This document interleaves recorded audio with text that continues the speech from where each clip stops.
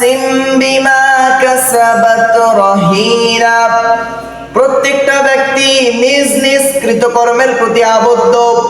আল্লাহ সুবহানাহু ওয়া তাআলা বলছেন রহিনা শব্দের অর্থ আবদ্ধ মানে বন্ধক রাখা। প্রত্যেকটা মানুষ যেমন করে কোনো জিনিসের বিনিময়ে কোনো জিনিসকে আবদ্ধ করে রাখে, বন্ধক রাখে, আল্লাহ সুবহানাহু ওয়া তাআলা ঠিক তেমনই বলছেন কুল্লু নাফসিন বিমা কাসাবাত রহিনা।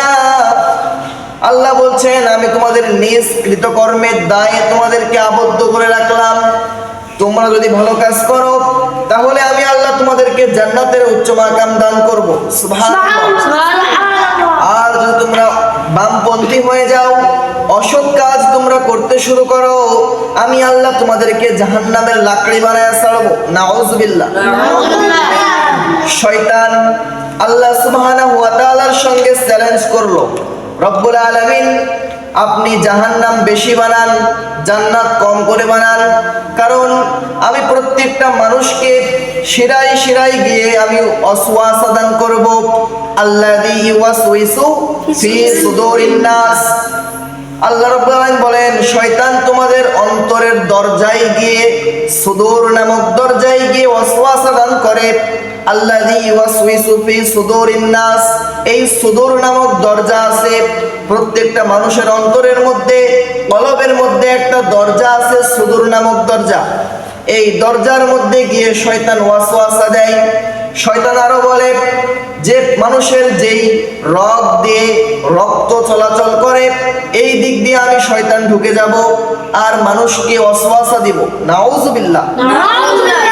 শয়তান বলে যে আমি আল্লাহর কাছে এমন ক্ষমতা নিয়েছি যে প্রতিটা সেকেন্ডে, একটা সেকেন্ডের মধ্যে আমি দুনিয়ার সকল মানুষকে শয়তানের ওয়াসওয়াসা দিতে পারি। নাউযুবিল্লাহ।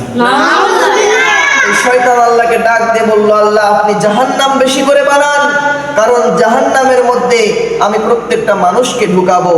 আল্লাহ বলে শয়তান তোর চ্যালেঞ্জ আর আমার চ্যালেঞ্জ রাত দিন তফাৎ হয়ে থাকলো। তুই চ্যালেঞ্জ করলি তুই আমার বান্দাদেরকে জাহান্নামে ঢুকাবি, আমি চ্যালেঞ্জ করলাম আমি আমার বান্দাদেরকে জান্নাতের মধ্যে ঢুকাবো। বলুন সুবহানাল্লাহ। আল্লাহ রাব্বুল আলামিন ডাক দিয়ে বলল শয়তান তুই শুনে রাখ ভালো করে, তুই দুনিয়ার মানুষকে ওয়াসওয়াসা দিবি, শয়তানি ধরায়া দিবি, মানুষগুলো খারাপ খারাপ কাজ করবে।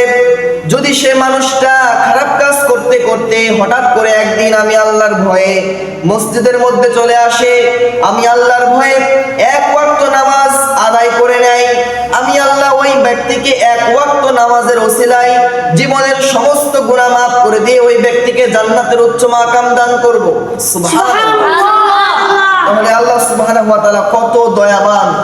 আল্লাহ বলে তোমরা সারা জীবন গুনাহ করেছো আর তোমরা আমি আল্লাহকে একবার একটা মুহূর্ত ভয় করেছো, এই একটা মুহূর্তের জন্য একটা মুহূর্তকে ওসিলা করে আমি আল্লাহ তোমাকে জান্নাতে দান করে দিব। বলুন সুবহানাল্লাহ। তাহলে আল্লাহ রাব্বুল আলামিন আমাদেরকে দয়া করেছে কি করে নাই? করেছে, অনেক দয়া করেছে। আল্লাহ রাব্বুল আলামিন তার পরের আয়াতে বলছেন ইল্লা আসহাবাল ইয়ামিন। আল্লাহ রাব্বুল আলামিন বলছেন কিন্তু ডান দিকের লোকেরা নয়। যারা ডান দিকের লোক, যারা ডানপন্থী, যারা ইসলামপন্থী, যারা ভালো মানুষ, যারা ঈমান এনেছে, যারা মুমিন ব্যক্তি, এদের এই ব্যক্তিদেরকে আল্লাহ রাব্বুল আলামিন বলছেন যারা নেক আমল করবে, নেক আমলের ফাঁকে ফাঁকে যদি কোনো ভুল করে গুনাহ হয়েও যায়, ছোটখাটো গুনাহ যদি আমি আল্লাহর বান্দা যদি গুনাহ করেও ফেলে, আমি আল্লাহ তাকে দয়া করে মেহেরবানি করে ওই ছোট ছোট পাপগুলো সঙ্গে সঙ্গেই মাফ করে দিব। সুবহানাল্লাহ। আল্লাহ তাআলা কত দয়াবান, আল্লাহর কত ভালোবাসা, কত মহব্বত তার বান্দার প্রতি। আল্লাহু আকবার। কিন্তু আমরা বান্দা, আমরা আল্লাহর কথা একবারও চিন্তা করি না যে আল্লাহ আমাদেরকে এত দয়া করেছে, কিন্তু আমরা আল্লাহর হুকুম মানতেছি না, আল্লাহর গোলামি করতেছি না, আমরা সব সময় শয়তানের গোলামি, শয়তানের দাসত্ব করছি। নাউযুবিল্লাহ। আল্লাহ আমাদেরকে মাফ করুক। ইল্লা আসহাবাল ইয়ামিন, যারা ডানপন্থী তাদেরকে আল্লাহ রাব্বুল আলামিন এমনিতেই মাফ করে দেয়। সুবহানাল্লাহ। তারপর বলছেন ফি জান্নাতি ইয়াতাসাআলুন, তাহারা জান্নাতের মধ্যে থাকবে এবং পরস্পর পরামর্শ করবে, পরস্পর বলা কওয়া করতে থাকবে যে আনিল মুজরিমিন, অপরাধীদের সম্পর্কে জিজ্ঞাসা করবে যে তারা কি জন্য জাহান্নামের মধ্যে আসলো। মা সালাকাকুম ফি সাকর, আল্লাহর বান্দাগুলো জান্নাতের মধ্যে পরস্পর বলা কওয়া করতে থাকবে, পরামর্শ করতে থাকবে যে আনিল মুজরিমিন, অপরাধীদের সম্পর্কে, মা সালাকাকুম ফি সাকর, তখন তোমাদের কিসে জাহান্নামের মধ্যে নিয়ে আসলো। জান্নাতীরা তখন জাহান্নামীদেরকে ডাক দিয়ে বলবে তোমাদেরকে কি জাহান্নামের মধ্যে নিয়ে আসলো, কি এমন পাপের মধ্যে তোমরা লিপ্ত ছিলা, কি এমন গুনাহ তোমরা করেছিলে। তখন তারা ডাক দিয়ে বলবে, জাহান্নামীরা ডাক দিয়ে বলবে কাল কিয়ামতের মাঠে যে ক্বালু লাম নাকু মিনাল মুসাল্লিন, আমরা দুনিয়াতে থাকতে মুসল্লি ছিলাম না, নামাজি ব্যক্তিদের অন্তর্ভুক্ত ছিলাম না, আমরা নামাজ পড়তে যাইতাম না, আমরা সব সময় খারাপ কাজে লিপ্ত ছিলাম, বামপন্থী হয়েছিলাম, আমরা নামাজ যেতাম না। এক নম্বর জাহান্নামে যাওয়ার কারণ হচ্ছে মা সালাকাকুম ফি সাকর ক্বালু লাম নাকু মিনাল মুসাল্লিন। এক নম্বর কি ছিল না? নামাজই ছিল না।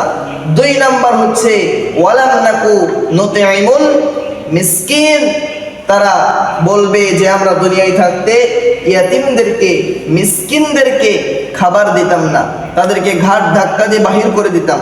আমাদের অনেক সম্পদ ছিল, অনেক টাকা পয়সা ছিল, তারপরেও আমরা ইয়াতিমদেরকে ধাক্কা দিয়ে বাহির করে দিতাম, তাদেরকে আমরা খাবার দিতাম না, তাদেরকে তুচ্ছ তাচ্ছিল্য মনে করতাম। এই জন্য আজকে আমরা মা সালাকাকুম ফি সাকর, এই জাহান্নামের মধ্যে, আমরা সাকর নামক জাহান্নামের মধ্যে আজকে এসেছি। নাউজুবিল্লাহ। সম্মানিত উপস্থিতি, আমরা এখান থেকে শিক্ষা নিব যে নামাজি হতে হবে, আমাদেরকে নামাজ আদায় করতে হবে। দুই নম্বর ইয়াতিমদেরকে খাদ্য দিতে হবে।